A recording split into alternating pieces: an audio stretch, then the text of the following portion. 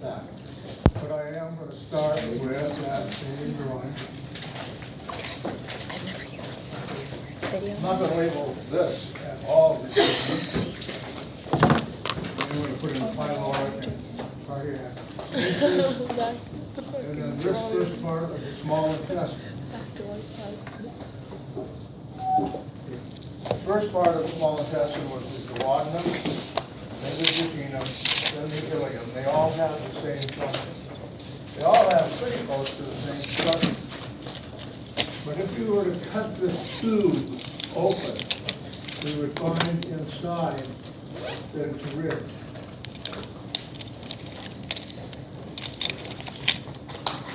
I'm not going to draw it anymore. The ribbing inside is called plicae circularis.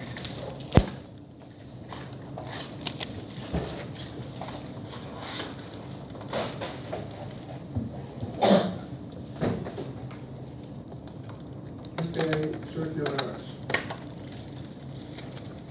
Some of your textbooks may call them circular folds. There was a move on to change names, as I told you, to get rid of people's names in some of the structures. But there was also a move for a while to get rid of the Latin, okay, with plicae circularis is. And that failed. You still have some of those textbooks that are called the circular folds. We're going to call it what it is, plicae circularis. And their function is as ribs all the way around inside of the small intestine is to help move the contents forward.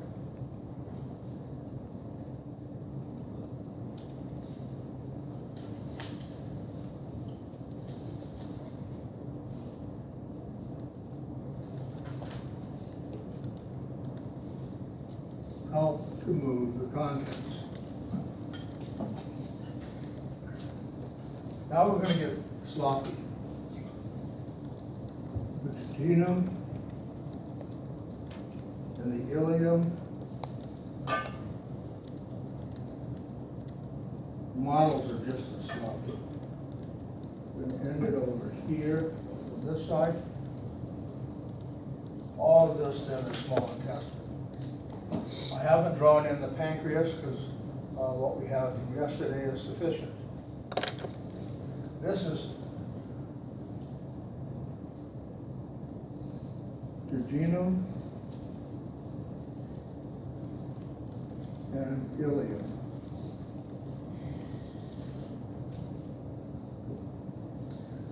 The exit from the small intestine is at the distal end of the ileum, since that's the third part. It's right here. And there's a sac here with an extension on it.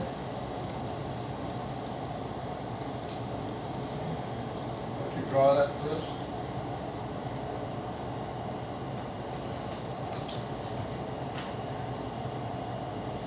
And then you may find yourself wanting to erase some things, but a little bit of overlap is still okay.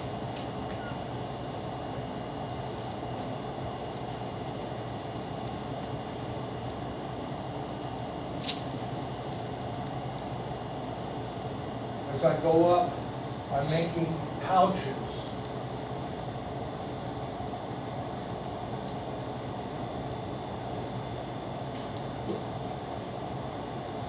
And then I'm going to come across.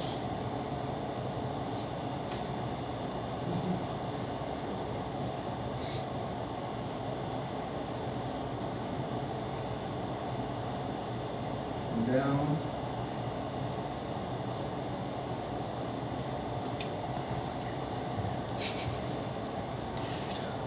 Slightly across again.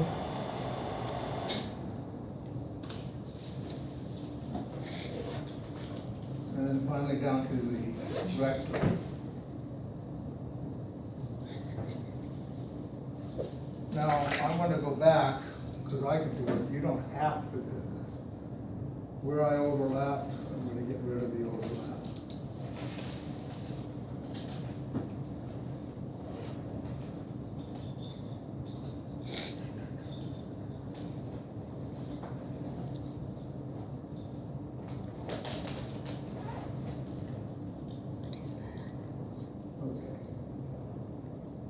Is that J? What we're looking at here is the large intestine.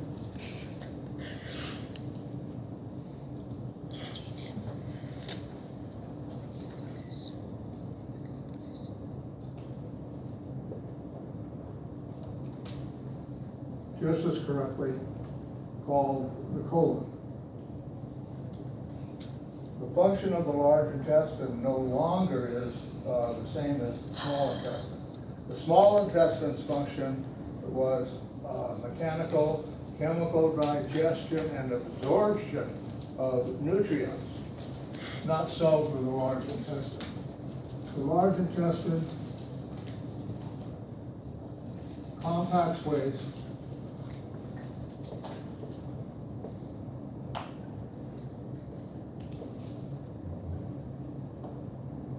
and two, it does so by reabsorbing water.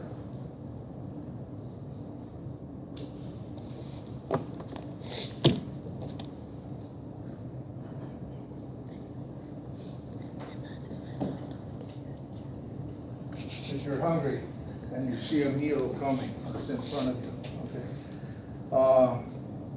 Your circulatory system will release at least a quart of water out of your bloodstream, okay, into your digestive system. That's used as a medium for digesting and absorbing the nutrients. But it's not to be lost. It's got to be reabsorbed as well.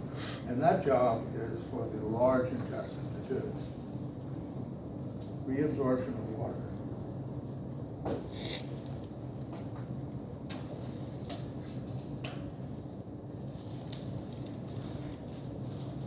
This first pouch that digested material falls into if you're standing upright. But it gets into anyway, even if you're lying down. This is the cecum. The cecum is a part of the large intestine. The large intestine is a part of the GI tract. So the cecum is part of the GI tract. Extending off of the cecum is the vermiform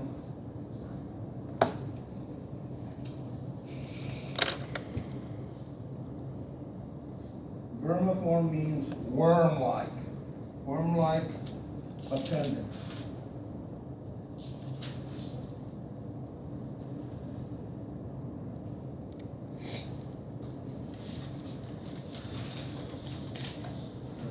You've all heard of the appendix. My parents used to say, don't swallow gum. You'll get in your appendix. You have to have your appendix out. And try to scare me, you know. My sister bought that. She didn't like gum anyway. In a class of this size, I would imagine 3 people have already had their appendix out, but they won't tell me. Let me see if they will. Okay. How many have had their appendix out? Yeah, I told you they wouldn't tell me. They're here. They're here. So, okay. That's almost statistically improbable anyway. Why is that? There's one. I had my appendix out when I was 8 because I was swallowing gum. And the appendix has no known function. Some people assign it a function as an endocrine gland, but please don't write that down. It's not proven, and I doubt it. I really think the entire body is a big, gigantic endocrine gland influencing other parts of the body.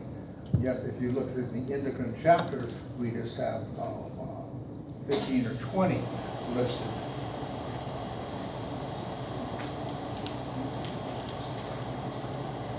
It's amazing to me that for so many people have not had their appendix out, you know? And I've had people admit that they have. And I wonder why they wouldn't admit it anyway. In the old days, the scar was that long. Before I had my appendix out, I saw a guy shirtless who had had his out, and it looked like somebody did it with a broken glass bottle. It was ripped. Oh man, I was afraid of that. And then I got the typical scar. Of course, that's pretty well gone. and insignificant anyway. Nowadays, they do what, can you say the word for me? Laparoscopic? Laparoscopic, yes. And the incisions are quite small. If you should ever end up, just from my personal experience, waking up usually, and you've got pain, terrible pain on your lower right side, don't mess around. Don't mess around. Get to an urgent care at least, better to a doctor or something. Find out if you've got appendicitis. If you do, you'll have a day off or something like that. I think of it myself as a lot of people walking around, they're time bombs. It could happen to them anywhere, at any time in the world, wherever they are. Not meaning to scare you. We had one instructor once. He was a floral designer. Now, I don't know what you think of floral designers, but there's one characteristic I think they have in common. They are vain. They are vain about their appearance. Okay. He worked for us, and he and I were, very, very friendly, talking all the time. And one day he came in. He said he's got a swelling or a sore or something in his right side. Told him to go to the doctor. Just like I would tell anybody.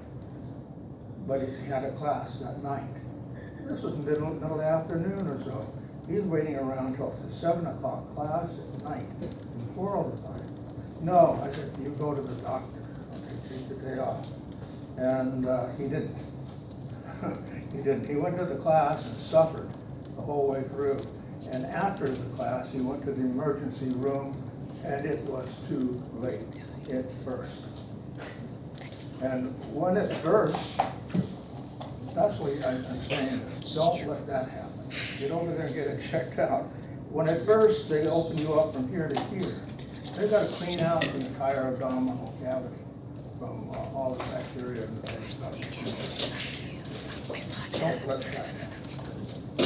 He wasn't very vain after that. Okay. The appendix is what you can call this, or I might call it vermiform appendix, and you should know what I'm talking about. A pouch. Here's a pouch. This is called a ostrum.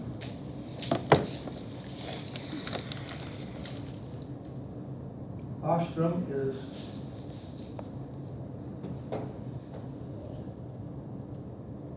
a pouch. For the length of the large intestine to have all these pouches, it really helps to move the contents along. And we'll see more on Monday how the pouches are actually formed. This portion of the colon going upright on the right side is the ascending colon.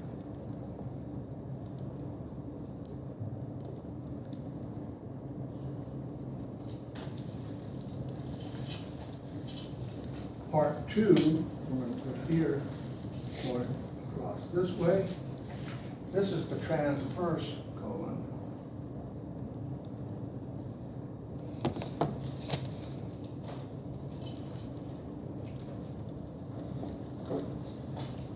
And going down on your left side, this third part,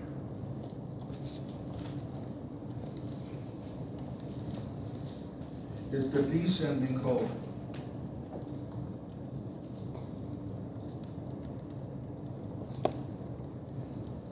All parts of the colon have the same function. Compassionate waste and elimination waste, as well as reabsorption of water.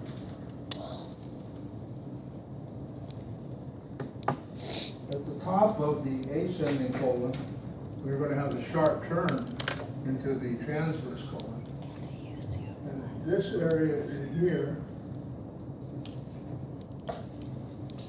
and this area over here, the sharp turns. This side is the hepatic flexure.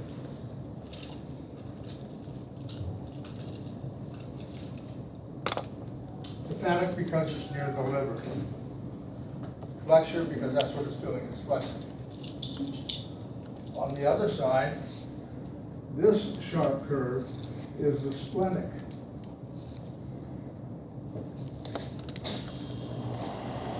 Flexion.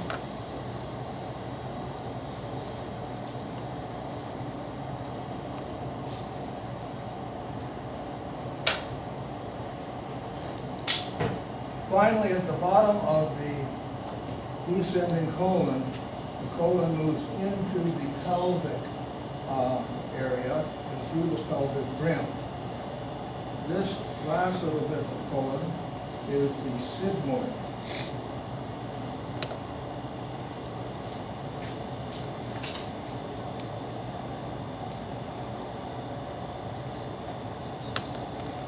Sigmoid colon.